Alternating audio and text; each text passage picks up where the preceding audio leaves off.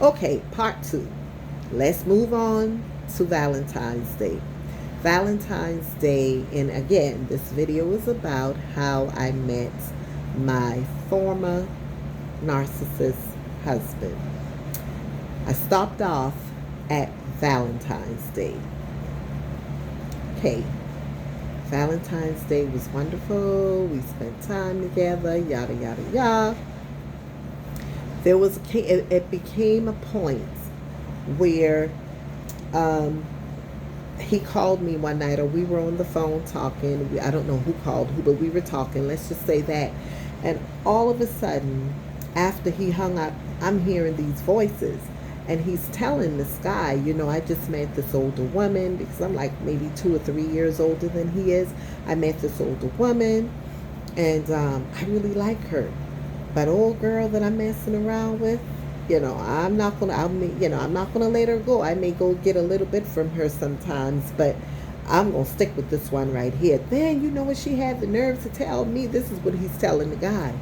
She's asking me if it's okay for her to go out. Yeah, I'm gonna keep this one here. I called him and I'm like, "Do you know I just heard your conversation?" And he says to me, "You heard my conversation?" No, no, no, I didn't say that. I didn't mean it like that, blah, blah, blah. So, me, and how so many of us do, we narrate in our own minds.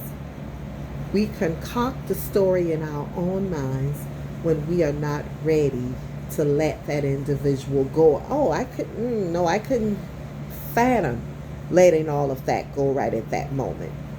So I said, he's just trying to flex, trying to make this guy think that he has all these women. But yeah, it's not even like that. Let it go.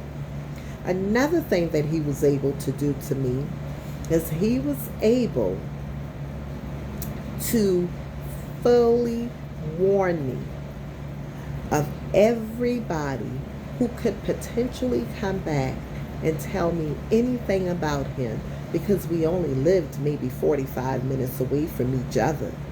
So he knew a lot of people. He is a DJ. He knew lots of people. And in fact, some of the people that he know, a lot of people that he know, I know. In fact, after we split apart, my brother was like, "I wanted to tell you, what this guy said about him, but I didn't want to, mess up your happiness and so forth and so on." So everybody knew.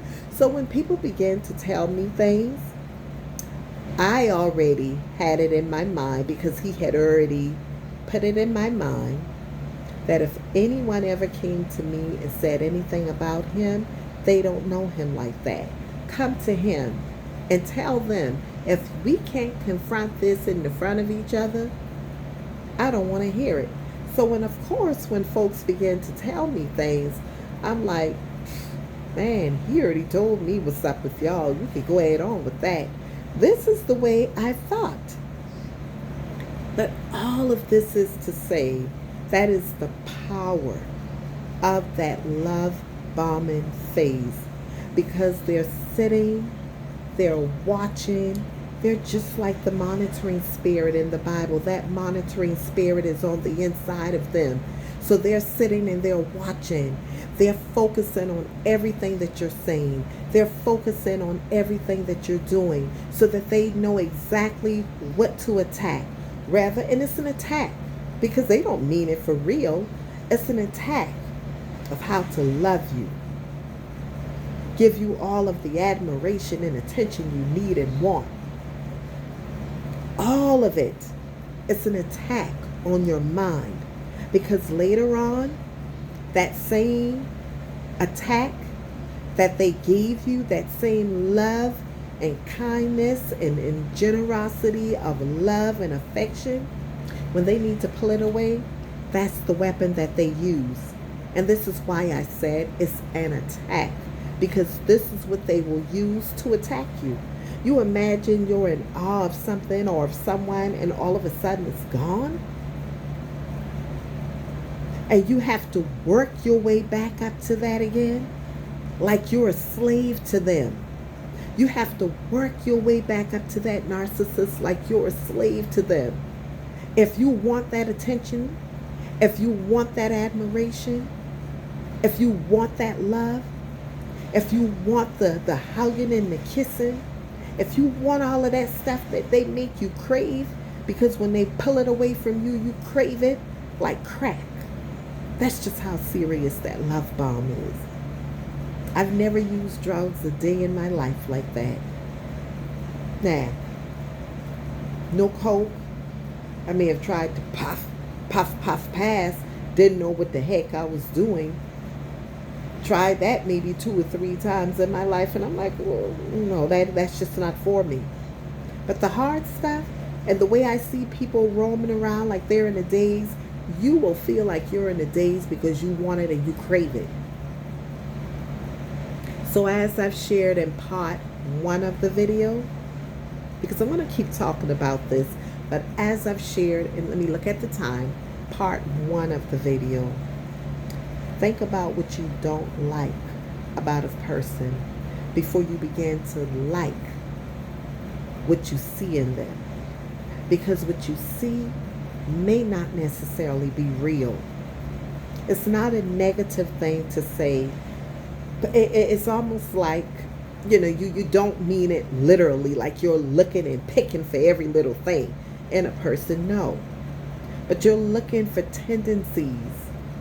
You're looking for tendencies that truly who they are, because they're going to slip. They're not as brilliant as we give them credit for, but because they're mastering it so well, they have mastered it because they've been doing it for so long, it becomes a habit. It becomes a habit. Not only does it become a habit, it becomes a part of their life. It's a part of their life. So be very careful when you meet someone. Be very careful. Don't just assume that you like someone and you could say so quickly, oh, they seem to be a nice person. Don't we all do that? Oh, they seem to be a nice person. But you don't know them from, a can of paint. You don't know anything about them other than what they're displaying. That's why I'm so careful. If my children meet someone, I'm like, okay, we had a great conversation, but that's as far as it goes. Mama, what you think about him? The conversation was good with him. Mama, what you think about her? The conversation was good with her, but I don't know her well enough to say who she is, what she's all about. So that's how I met my former narcissist husband, who love bombed me and blew me out of the water. But I got my comeback. Continue on watching the videos. Please, if you're not following me, go ahead and follow me on this page. And if I decide to upload this to any other platform, subscribe and do whatever it is you need to do so that other people can know what to look out for. It's not just you going through it. It was not just me. If you're watching on YouTube, there's a free ebook in my bio that you could just click on and download. And I believe I have it on TikTok also. Click it, download it. My books are all on Amazon. Breaking the Chains of a Narcissist by Tracy Smalls. Freedom from Narcissistic Abuse. They're both on Amazon right now if you'd like to run out there and purchase it. Take care.